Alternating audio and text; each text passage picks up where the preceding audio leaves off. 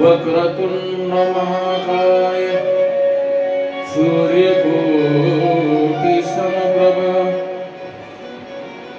निर्विघ्नं कुरु मे देव सर्वकार्येषु सर्वदा। भगवान गणेश, माता सरस्वती, भगवान शंकर, माता पार्वती यांच्या चरणी वंदन करून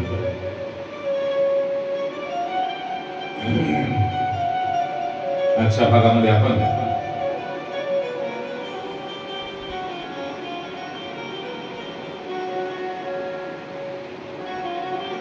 गर्भामध्ये जीव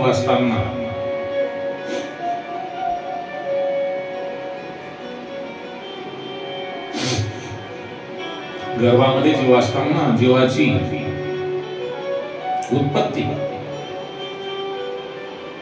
आणि त्याचे वैराग्य या बाबतीत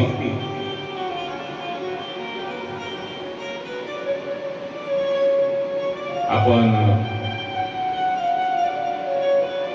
प्रकाश टाकणार असून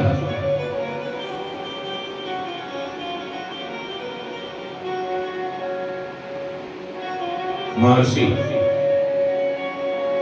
व्यास म्हणतात,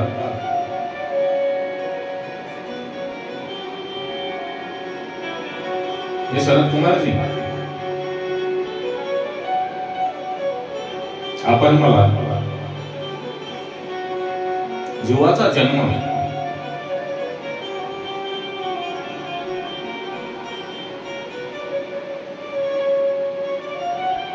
आणि त्या जीवाचा गर्भावस्थेमध्ये असताना काय परिस्थिती असते आणि त्या जीवाचे वैराग्य काय असते या बाबतीत मला माहिती सांगावी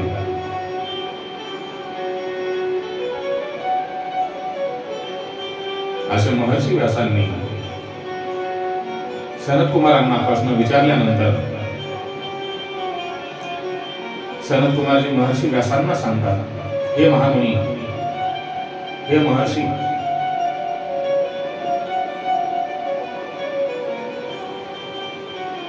आपलं हे जे शरीर आहे,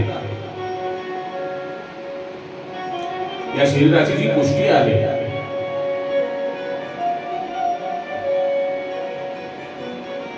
ते रस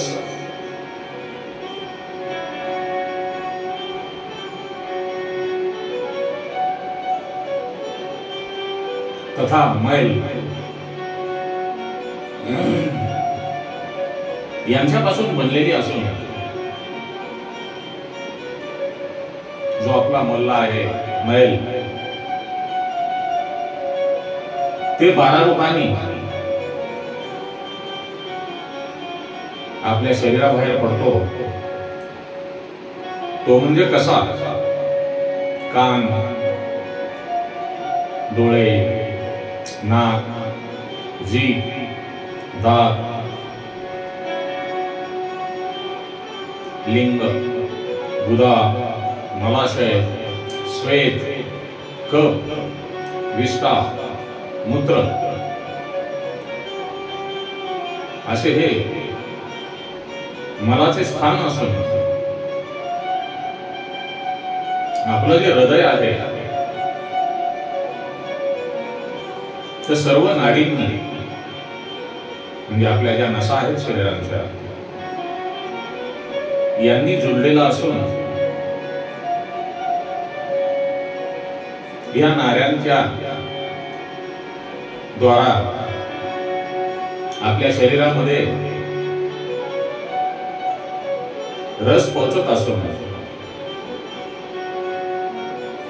या रसामुळे जो आपला आत्मा आहे तो परिपक्व होतो।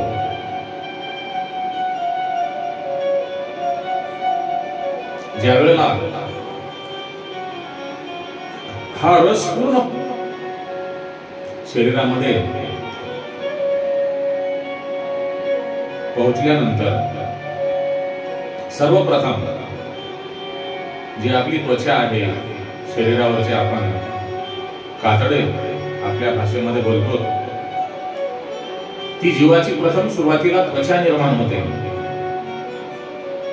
आणि ती त्वचा शरीराला लिपटून जाते.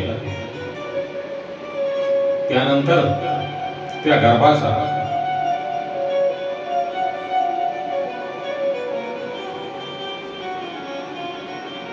त्या गर्भाला जीवन जगण्यासाठी जो रक्तप्रवाह लागतो तो खून तयार होतो. त्यानंतर रोम, बाल, स्नायू, अस्थि, मज्जा हे तयार होतात.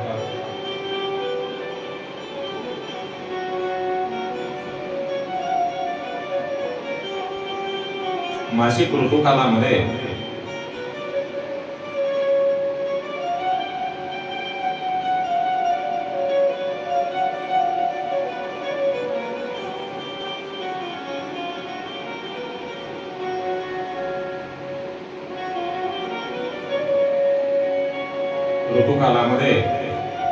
ज्यावेळेला गर्भधारणा होते त्यावेळेला 1 दिवसामध्ये कली, 5 दिवसामध्ये बबुला,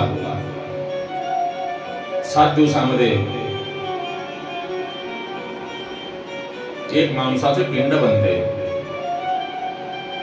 आणि थोड्या अवधीमध्ये, थोड्या दिवसामध्ये त्या जीवाचे, त्या गर्भाचे अंग बनत जाते. या प्रकारे आपल्या आईच्या उदरामध्ये, आपल्या मातेच्या उदरामध्ये तो जन्म, तो जीव थोडा थोडा वाढत जातो आणि त्याचा विकास होतो. जसे भोजन त्याची आई आपण ग्रहण करते, त्या भोजनाचा जो रस असतो तोच रस त्या आईच्या उदरामध्ये असलेल्या गर्भाला, बालकाला मिळतो. याप्रमाणे आपल्या आईच्या उदरामध्ये वाढत असलेला गर्भ आपल्या जीवनाबद्दल विचार करत असतो. त्या गर्भाला, त्या जीवाला सुख दुःख हे जे काही प्राप्त होणार असते ते आपण मागच्या जन्मामध्ये काय कर्म, चांगले कर्म केले किंवा वाईट कर्म केले यानुसार प्राप्ती होणारी आहे. त्या गर्भाला आईच्या उदरामध्ये असताना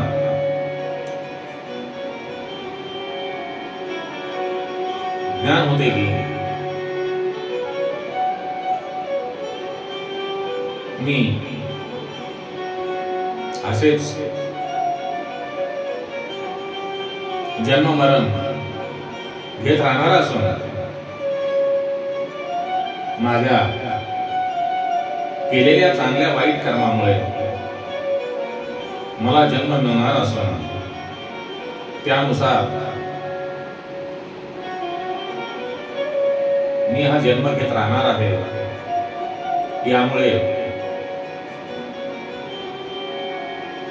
आता मला माझा उद्धार करून घेण्यासाठी काहीतरी चांगले आवश्यक मला जन्म मिळाल्यानंतर, मी आईच्या उदराच्या बाहेर पडल्यानंतर करायला पाहिजे. ज्या वेळेला जीव आईच्या उदरामध्ये असतो त्यावेळेला तो अनेक कष्टांना सामोरा जातो. कारण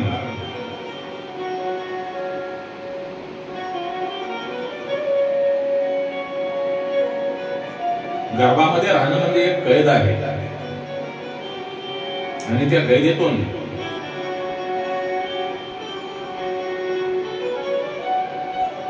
ज्यावेळेला तो गर्भ बाहेर पडतो त्यावेळेला त्याला असं वाटतं की माझ्या डोक्यावर काहीतरी एक पर्वत दिलेला आहे आणि तो पर्वत डोक्यावरून उतरून मी आता या जगामध्ये आलेलो आहे.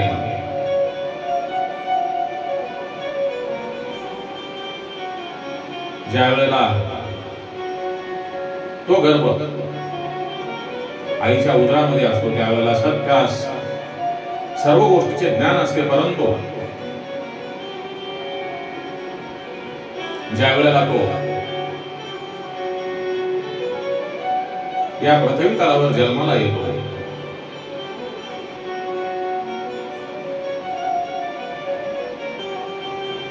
त्यावेळेला जे गर्भातील त्यांना ज्ञान असते त्या जीवात्म्याला तो षट नामाची जो वायू आहे त्या वायूमुळे तो गर्भातला गर्भ त्या शास्त्रीय ज्ञान विसरून जातो.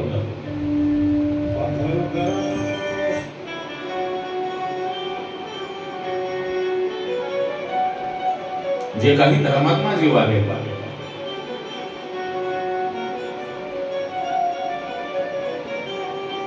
ते 7व्या महिन्यामध्ये त्यांच्या आईच्या उदरातून जन्माला येतात आणि जे सर्वसाधारण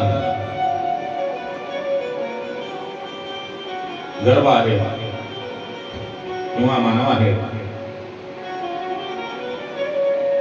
तो 9 महिने आईच्या उदरामध्ये राहून जन्माला येतात. बाबांनो, मी नेहमी सांगत असतो आपल्या पुढे पर्याय एकच आहे, प्रभूचे नाम संकीर्तन करणे. भगवान श्री शिवशंकर यांच्या 12 ज्योतिर्लिंगाचं सकाळ संध्याकाळ स्मरण करून आपल्या या जीवाचा कल्याण करून घेणे आणि शिव प्रणव पंचाक्षरी मंत्राचा जप करणे. ओम भूर्भुवस्वः ओम त्र्यंबकं यजामहे सुगंधिं पुष्टिवर्धनम् उर्वारुकमिव बन्धनान् मृत्योर्मुक्षीयमामृतात्. ओम नमः शिवाय. ओम